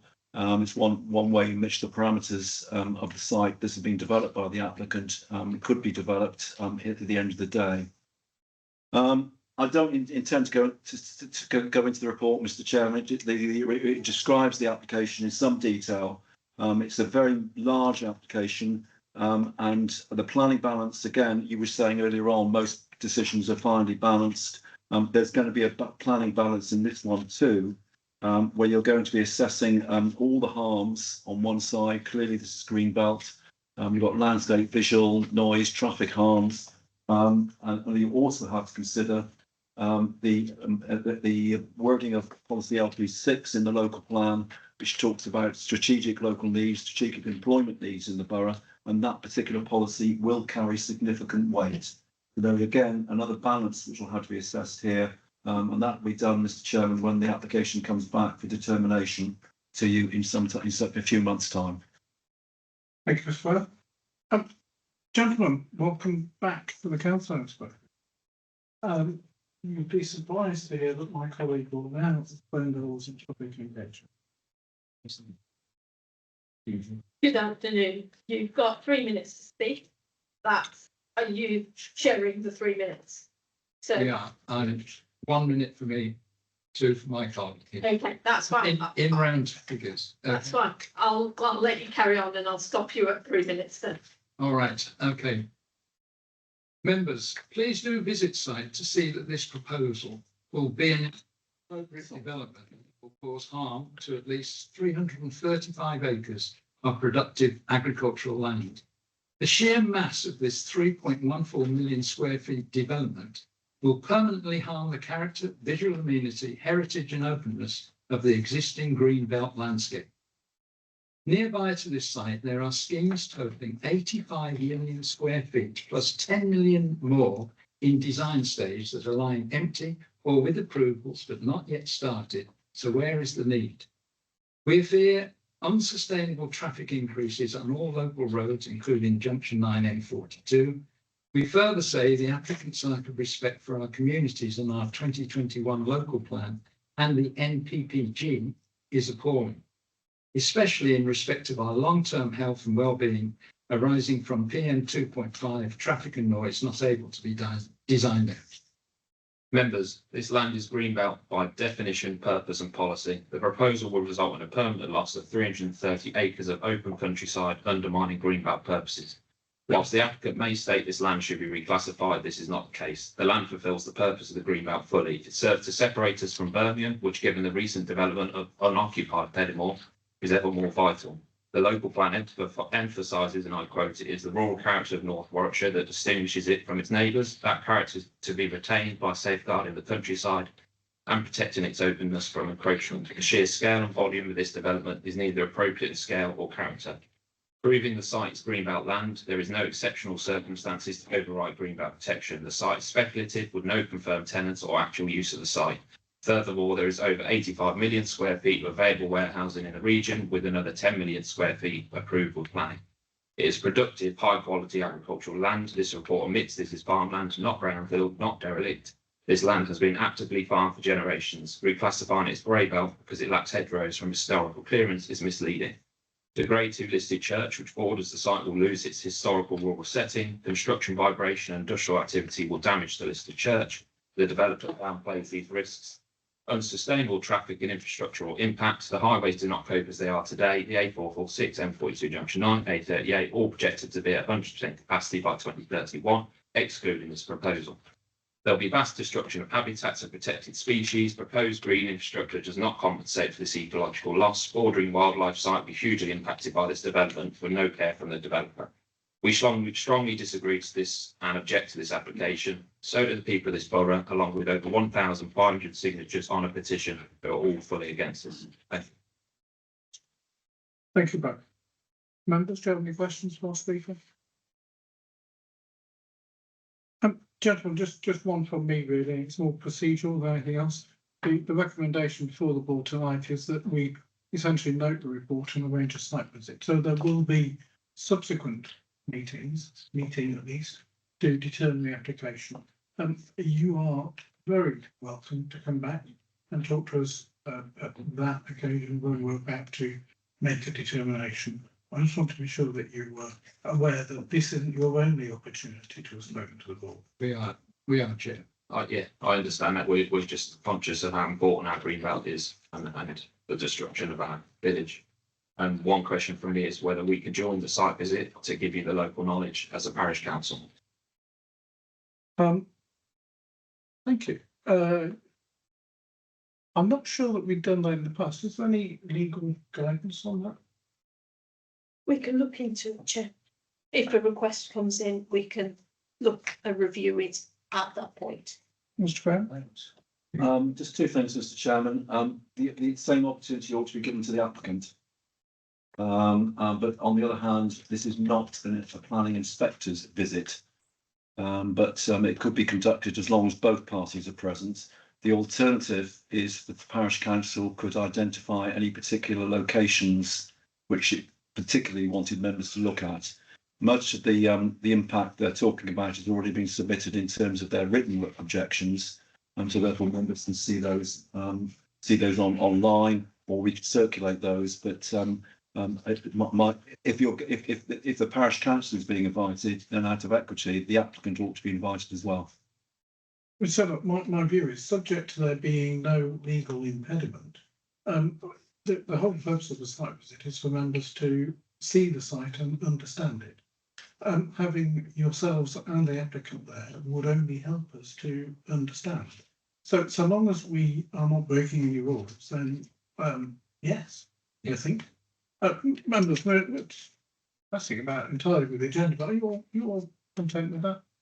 Yeah, it seems reasonable. So we'll be in touch with you. Chair, can I just, what I wouldn't want though is to be there and get harangued by advertising the point of view. It's all right speaking about it, but you don't want to get talk to. Sorry. So it's a meeting the own. Yeah.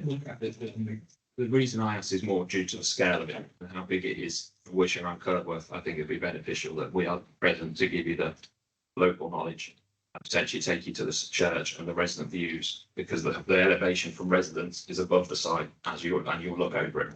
So it's important to bring these things up at the site.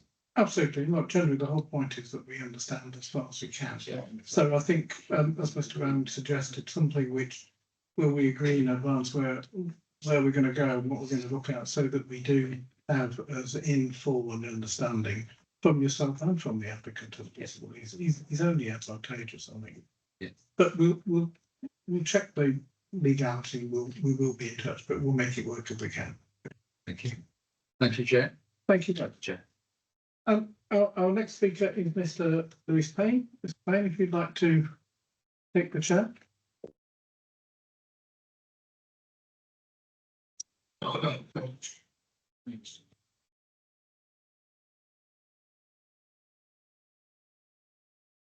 Are you on your own, Mr. Payne, or accompanied? What here? Mm. I'll be on my own. Welcome back to the Council House. My colleague will, for the first time, explain to you the rules on public speaking. Good afternoon. If you haven't already heard, we've got 3 minutes to speak. At the 2-minute marker, I'll remind you that we've got 1 minute outstanding. I'll start the clock. Can you start speaking? Thank you. Well, good evening, ladies and gentlemen, and thank you very much for allowing me to address committee tonight. My name is Lewis Payne. I'm a development director at IM Properties. The application that's before you is the culmination of 2.5 years of intense work to prepare a robust proposal for a future-facing employment park. We acknowledge that the site is greenbelt and in part best and most versatile agricultural land. We have assessed the site as grey-belt using against national policy and guidance. However, should the council disagree, we believe that there are very special circumstances for the development to allow the council to approve it. The scheme is carefully considered, robustly assessed and ensures benefits that outweigh the harm. We've heard from the parish that there's no need for development, but our application is made first and foremost on the basis of need. This has been established not by us, but independently through the West Midlands Strategic Employment Site Study Phase 3, which was commissioned by West Midlands authorities and North Warwickshire were part of that. But also most recently in the Hodgetts appeal on junction 10 of the M42, where the inspector concluded there is a need for land for strategic big box development in North Warwickshire. I am a responsible developer and our developments respond carefully to local context.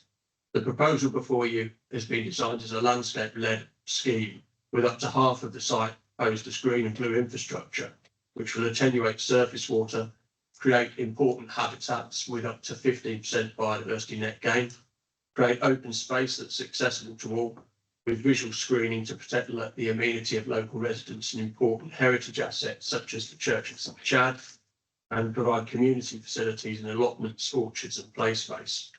There are also significant economic benefits with the scheme creating between 4,400 and 6,000 full-time equivalent jobs for operational and new space for SMEs and advanced manufacturing, with 9.5 million of annual business rates generation and 300 million GVA annually for local economy. We determined that North Warwickshire benefits from the scheme, creating good skilled jobs for local people. Through our social value commitments set out in the application, we'll look to deliver significant training and education initiatives to benefit the community surrounding the site.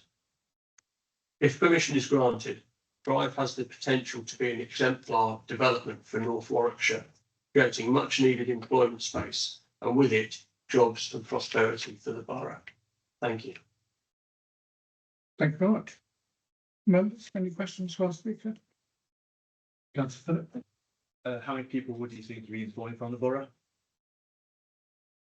Well, the figures that I gave, 4,400 to 6,000 is for the scheme as a whole. I really couldn't comment at this point as to what the split would be between the borough and other areas. Do you have other large installations like this? Yeah, the population centres. Yes. So what's the roughly sort of percentages of the whole? So let's say you would live in a town like this, what would the call be from our town, give us the system?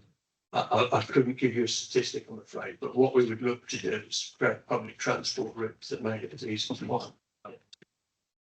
Well, you can make some, please. Yeah, that would be part of it. But what you could say is that if we did just 7,000 drivers coming from anywhere else. Yeah, the part of the proposed, a lot of our work has been looking at active travel routes to the site to try and reduce private car ownership as much as possible. Councillor. Thanks, Chair. 2 questions. One, have you looked at other sites and dismissed them and if so, what were the differences between this site and other sites? And with previous sites that you've worked on, obviously you will have had a figure that you've offered to the planning committee as the expected job creation. What was the sort of the actual job creation? Yeah, Just a point of clarification on the alternative sites. Do you mean sites that we've looked at to develop ourselves, or sites that we've assessed in the application that are owned by other people? Think that again, sorry. Sorry, in terms of, you've asked whether we looked at alternative sites. Do you mean sites that we've looked at to develop ourselves, or do you mean sites that are already under the control of another developer that have been assessed as part of the application? The sites that you looked at. Yeah. I mean, in this vicinity, you know, we developed Birch Coppice Business Park previously, which is now complete. We are also the developer of Headingley with Birmingham City Council. And then the other site which came before you this evening was Mercia 2 at North West Leicestershire. That's another one of our sites. So yes, we have looked in this geography for sites to develop. Sorry, what was your other question? It was about job creation, wasn't it? Yes, on previous sites that you've worked on, you've offered a certain number of jobs. Yeah. What was the actual job creation? Usually within the bands that we give.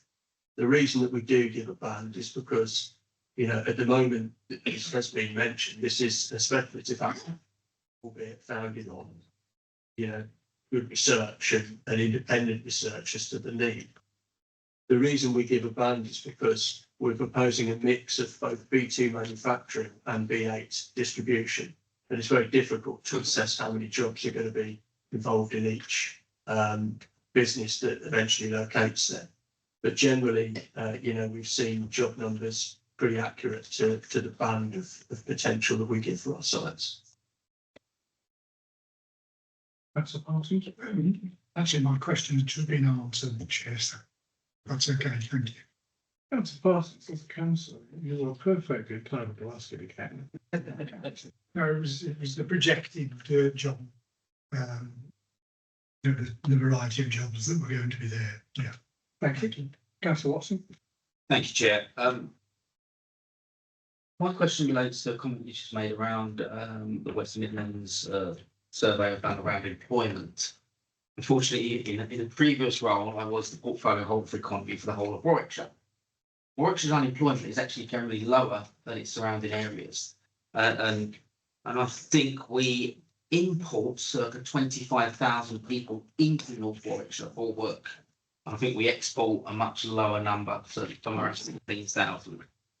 So actually, from an employment perspective, I was asked the question, and I'd be interested in IM's view about, we talk about creating jobs, and it follows on actually from Councillor Phillips' question about how many people from North Warwickshire would be employed. I suspect much of the work will actually be people travelling into North Warwickshire rather than North Warwickshire residents. Have you got any statistics around that? I guess it's my first one, and then if I could ask a follow-on question, Chair, and at the time this comes up for formal review, one of the things I would like to understand is actually a better travel management plan, because from an infrastructure perspective, I've already heard comments around the junction, you know, Dunton Island, you know, A38, etc. So I'd be interested in what the plan is actually to mitigate some of that and manage traffic. So I guess they're my two questions, nice and easy ones. Yeah, okay. I mean, in terms of the first one, I'm afraid my answer is still the same, that I don't have figures for the breakdown of those that are likely to be employed in North Warwickshire and those that are likely to be applied for elsewhere. But we'll look into that in preparation for the committee decision in due course. In terms of traffic and transport, the scheme has been assessed thoroughly by our transport experts, and that has been done in consultation with county highways, with Birmingham City highways, with Staffordshire highways, as there's an effect on Bassett's Pole roundabout, and with national highways. And then we've also had meetings with Transport for West Midlands as well, looking at active travel routes to the site. So the scheme that has been put forward in the application is for mitigation on a number of junctions, which will more than cater for the traffic that we are likely to generate from the scheme. And just, it's mentioned in the report to committee, but in terms of our traffic assessment, our application is for 3.1 million square feet of space and 30% as a minimum of B2.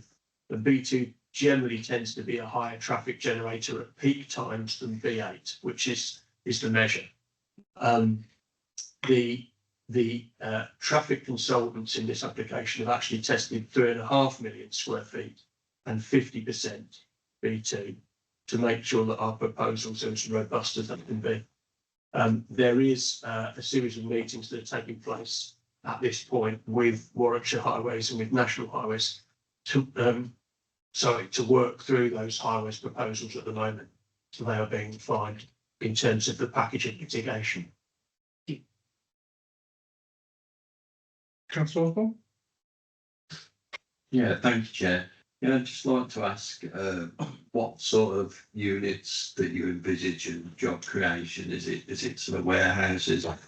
What's the type of buildings that you're on about working on there? Thanks. Yeah, principally the proposal is for warehouse space, warehouse style buildings. But as I mentioned in the previous response, we are proposing up to 30% of that for B2 manufacturing. And our proposal is to try and target advanced manufacturing, which speaks to the traditional skill set in the West Midlands of automotive, aerospace and train development. And to the south of this scheme, you'll see an area of smaller units. And those are that's what we've termed Thrive Start. And what we are proposing there are smaller units that can act as starters for small and medium enterprises, likely to include an innovation centre and then some smaller incubator units for companies to grow through as they get bigger. Thank you. I'm encouraged to hear the last part of the conversation there. Not so encouraged with the first part of the conversation because we've got a lot of empty warehouse units in our area already. Also, this is more of a for noting rather than a question really, but when you said about the inspector, when he did the judgment up at Birch Coppice, was it Honor Hodgett's proposed development?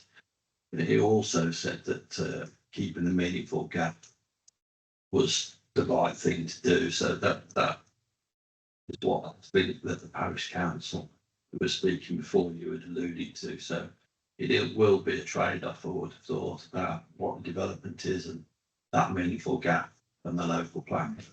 Thank you. You're more than welcome to respond. Yeah, I mean, with that particular application, the argument, if you will, was around the meaningful gap in terms of the North Warwickshire local plan policy, rather than the Greenbelt. So our site is within Greenbelt, but I don't believe it's within the meaningful gap in terms of the North Warwickshire policy. I'll look to Mr. Bradley. Just two questions from me. Apologies for that. The first one is you referred to conversation with our previous speaker regarding the arrangements for site visit. I'm not asking you for a final comment at all, but is there anything you'd like to say in relation to the site visit and potential attendee? Not really. I mean, it doesn't cause me particular concern. We've, throughout this preparation, this planning application, we've done quite a lot of consultation, and we've had 6 different events for local people, and we've tried to meet with all of the parish councils. So, we have no problem in working alongside the parish councils on this proposal. Thank you very much. And that sort of half answered, I think, my second question, which was, do you have any proposals for ongoing engagement with the parish councils and with local residents? Yeah, we would very much like to do that. Yeah. A lot of our proposals around creating open space, public art opportunities. And there's a central hub as well where we're looking to create sort of education facilities, possibly cafe facilities. So liaising with local groups, parish councils, community groups is very important to the success of this scheme. Thank you. Simon said. Oh, sorry, councillor. Can you make sure you include canals and, because perimeter of one of these sites is right along the canal, I guess. So. The Canals and Rivers Trust. Yes. Yes, they are a consultee on this. Okay, thank you. That's great. Thank you very much indeed. Thank you. Thank you. So members, the proposal is really that we note the report and we arrange a site visit. Councillor Hayfield. You know, it's one site visit I might actually turn up to. I'm struggling with this application. It's a very large and complex application. And nothing is larger and more complex than the opening paragraph in bold in here, which I've read about 6 times and still don't understand. Some more helpful punctuation next time, I think, please. I just, there's various phrases going through this thing I just struggle with. I've worked out that access corridors are probably roads. I've got that bit, I think. Mobility hubs and central amenity zones, no idea what that is. And as for development zone plat areas, utterly lost on that. I completely forgot what sui generis is. But basically, I need this unwrapping for me. Perhaps it's just me, but I've been on this for 25 years or so. I need this unwrapping for me. I was really struggling to understand all the nuances of what is a very large and complex application. I don't know how that can be done, but it's just me. Perhaps the rest of you got a very firm grip on this. I certainly don't. I can only sympathise. In what respect, Chairman? Well, given your archaeological training, maybe we'll put it in that. So, Chair, honestly, I think I've got a good group of it. We're very lucky. It's very simple. We're very lucky we're having more boxes. I think that sums it up, really. So I think that's the simple answer. We're very lucky we're having some more boxes. Yeah, no, as an honest answer, yes. Whatever we can do to take out jargon and put it to plain. I think, you know, an application like this, which is genuinely broad, does need to be explained. Can I just check the bit you particularly referred to? Was that the paragraph beginning hybrid planning application? Or that one in particular is that started me off. I thought I've had about 6 goes at that, and it's just one great block of words. And frankly, one sentence. I mean, I never write anything like that myself, but still. I would focus on the first 7 words. I think that's probably good. An employment park, yes. Yes, but hey, look, this is going to be a big decision for us when we take it. And I really do want to feel that I've understood it completely. Benefits, disbenefits, as well as it. So, but I say, maybe it's just me. I don't know. Thank you. Councillor Farrell. Thank you, Chairman. Like Councillor Watson, that I'd be interested to heard gentlemen talking about Watson County Council, highways in excess of talking about the road links. So I'd be very interested to read and learn more about those proposals, and certainly the access to that area. The main, as it calls, the main parcel. So yes, like Martin, I'd be very interested to read that in due course, because I do have some concern of the location and the road network and the number of potential increase of HTVs, etc. in the area. But I look forward to that report. Thank you, Chair.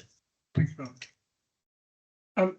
Members, failing any further questions, I'll propose that the report be noted and that we follow up on the issue of the site visit to find a date that as many people as possible can attend, and we investigate the opportunity for the applicant and the parish councils to be in attendance. I will happily. Thank you very much. Can I see those in fact? Thank you very much. Members, sorry, I should say, if members of the public have had enough, you are more than welcome to go to the chip shop. We'll be there shortly after.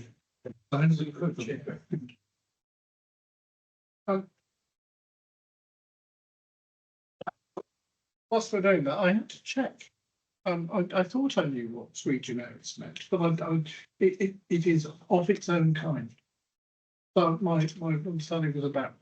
What's sui generis? Hmm. Probably something fun. Yeah. Still can't grasp exactly what that concept is. Something that's not covered by the other use class orders, I think. Yeah. I've heard it lots of times, but you know, sometimes It's fairly unique. Perhaps I'll have a quiet word with Councillor Hayfield afterwards. There are many potential meanings to that, Mr. Burnham, which we are happy.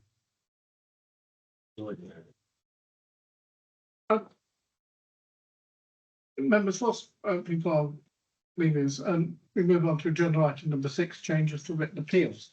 Anything to add to your report? No, Mr. Chairman, this is a proposal from the government to change how written appeals are dealt with. And you can see the reasons for that and the changes outlined in the report. I need to draw your attention to para 4.4 because this does concern the board and members. The reference in here is if there's an overturn.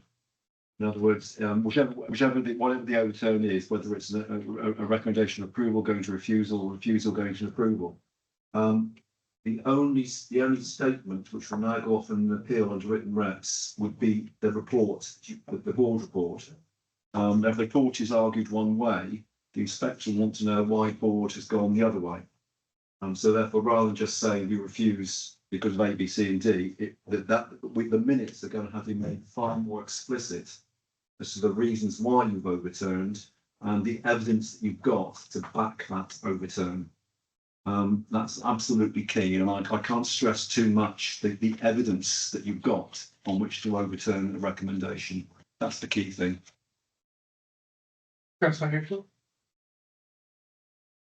come back on something, I think members increasingly find themselves at a disadvantage on this. As we've looked through the report, we might have bits we don't like, but we're not professionals. We can't come up with a professional sort of arguments that you do. So we feel ourselves at a disadvantage. Years ago, we were able to go to officers and say, look, we really don't like this. We're thinking of sort of looking for reasons for refusal. Can you help us formulate some reasons for refusal that won't end us up in court with a massive bill against us? Because otherwise, we're faced with, especially your 4.4, agree with this or else, which isn't how the game's played, or at least how it didn't used to be played. The rules always change, Councillor Hayfield, but Mr. Brown. There's always a balance. We have mentioned the planning balance on several items this evening. I'll use my left arm, right arm as I go now. In terms of the harms might be there, the benefits might be there, so it's finely balanced. So therefore, it's rational to come to a decision one way or the other. If that's the balance, then if this is harm and that's benefit, and you're going to argue a reason for refusal on harm, you've got a problem. Because if you weight the benefits up there and you weight the harm down there, there's a huge gap between them, and that's the issue that you're going to have to face. Most of our applications will be very, very finely balanced. The Camp Farm solar farm was one finely balanced. Several members mentioned that themselves. The IM, when that one comes through to you, that's going to be finely balanced. Because without predetermining or giving you an indication, we're going to be like that on that one. So therefore, we can always talk to members. There's no problem in talking to members. But when it comes to the actual decision, you're going to have to base your reasons for the overturn. It's going to have to be made explicit in the minutes that go out. Councillor Bell. In my view, there's a fundamental flaw in that. There's an assumption that planning is black and white in order to come to, this is the harm, that is the benefit, and therefore the balance is like this. We know that interpreting planning laws is not black and white at all. It's very subjective, and that's why we come to different decisions. And that's why in the past we have disagreed with the recommendation and won at appeal on our decision. And that's because it is subjective. So, excuse me, Mr. Brown, you and your office may see it one way, we may see it a different way, quite genuinely, and have a legitimate reason for saying, actually, the harm's not here, it's here, or the other way around. So it's really difficult, because this is saying basically that the officer's opinion is law, and we have to be really careful if we overturn it. Whereas actually there could well be a different opinion that's quite legitimate, that we or some of us or all of us might hold. So we're going to have to work out how we work together on this much differently from the way we do it at the moment. Thank you, sir. Councillor Burke. Yes, thank you, Chair. But just following on from where Margaret left off, I mean, all that, and then we've got the extra weight of going against the recommendation of an officer. Yes, exactly. So this, weighty business is extra weighty business, because we come to what we think is a valid argument, and then because it's gone against the officer's recommendation, and then again, if it's like this on committee, pretty close, carried by one, then the applicant's going to say, well, actually there was pretty nearly a majority there, and we're then worrying about going to court about it, and that always weighs on you, whichever way you go. Absolutely. Councillor Watson. Yeah, I'm just thinking I guess in reality, this is actually it's got to be more appropriate when the officers want to recommend and the members may say refuse, because generally if it's the other way round, nobody's going to complain and take us to court, because actually the applicant got what they wanted if they put an application in. So I'm guessing generally it's about if we're refusing against an officer's recommendation for approval. Okay. Yeah. I think you're probably right. The reality is it applies both ways. These are always difficult, isn't it, when procedure changes? And this really, honestly, is the officers are only delivering the message. This is what the government wishes to do. But I think what we have to do as a board, as an authority, is understand the new normal and what is the new method of working. So in my mind, I think there are two key parts to that.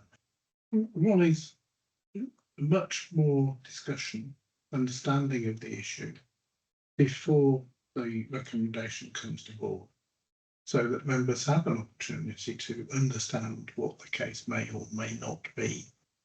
Because too often, I think the paper gets to board and a number of people have not seen it. And that's inevitable. That's the right way it has been in the past. But I think we need to do a lot more pre-discussion. And secondly, I have in mind, and I'd appreciate some legal guidance on it, that if it becomes clear to me that a sufficient number of members are inclined to go against the officer's recommendation, that we defer the issue, and then we have the opportunity to write down something which members are comfortable with as the formal minute beforehand, and then vote on that. Because quite often these things only really become clear to all of us in the debate, and I think there's an awful lot of stuff. Actually, the number of times I generally change my mind as we go through the issue, and this is absolutely right. That you listen to what is being said, we listen to what our speakers tell us, and then form a view. If we try and do too much of that in advance, A, we're guilty of predetermination, B, we're missing out on stuff. So my inclination is, I think this will lead us to more deferments, simply to be sure that we've got the minute right beforehand. Now, how does that sit with what the government is trying to get us to do? The government wants more detail, whether you're granting or refusing Because even if you grant, we can be judicially reviewed by residents.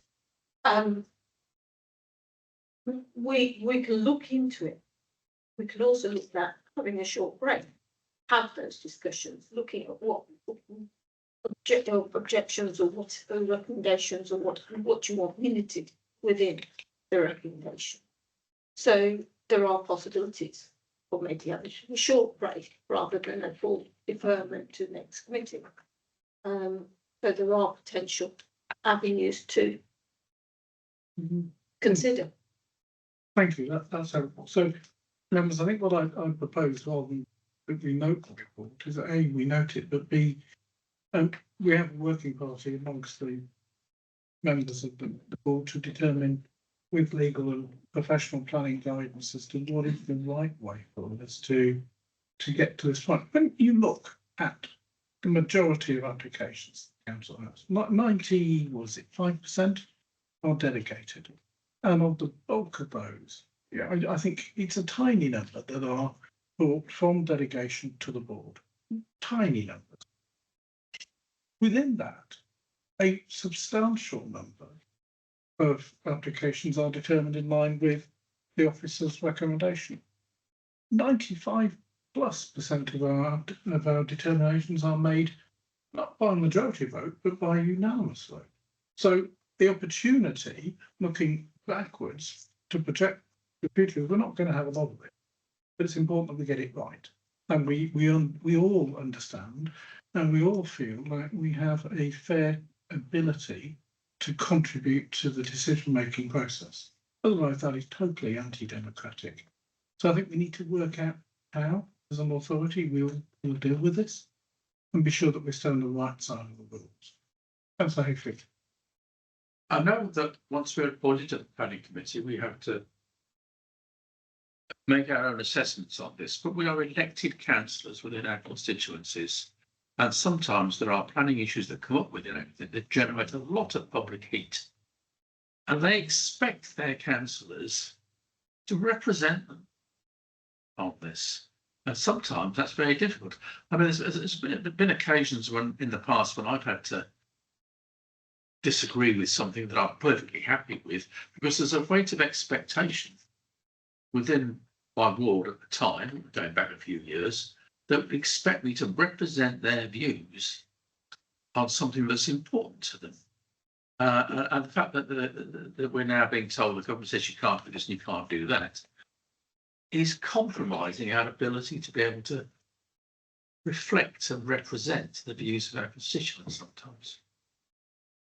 I don't necessarily disagree, but I think there is a difference between being representative and being a delegate. We're all elected to think and to evaluate, to listen and to represent, absolutely. But that doesn't necessarily follow that because a lot of people don't like it, that is the right decision.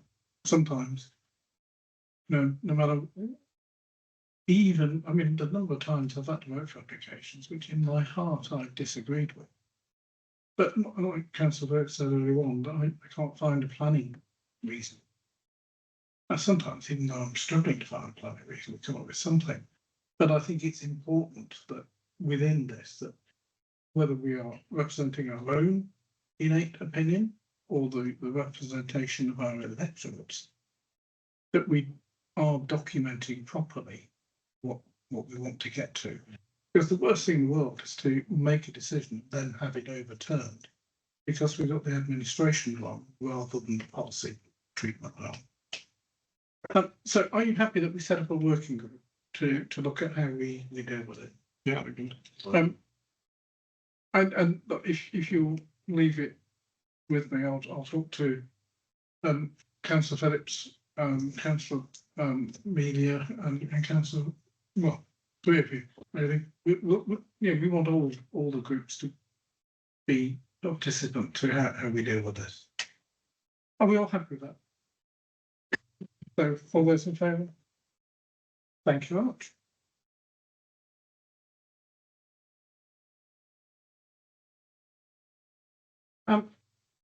I'm sorry to say, members of the public, it's come to that part of the evening. I need to say goodbye to you, but thank you very much indeed for being with us. Members, I now need to move, in accordance with section 100A brackets 4, the Local Government Act 1972, that the public and press are excluded from the remaining business of the meeting on the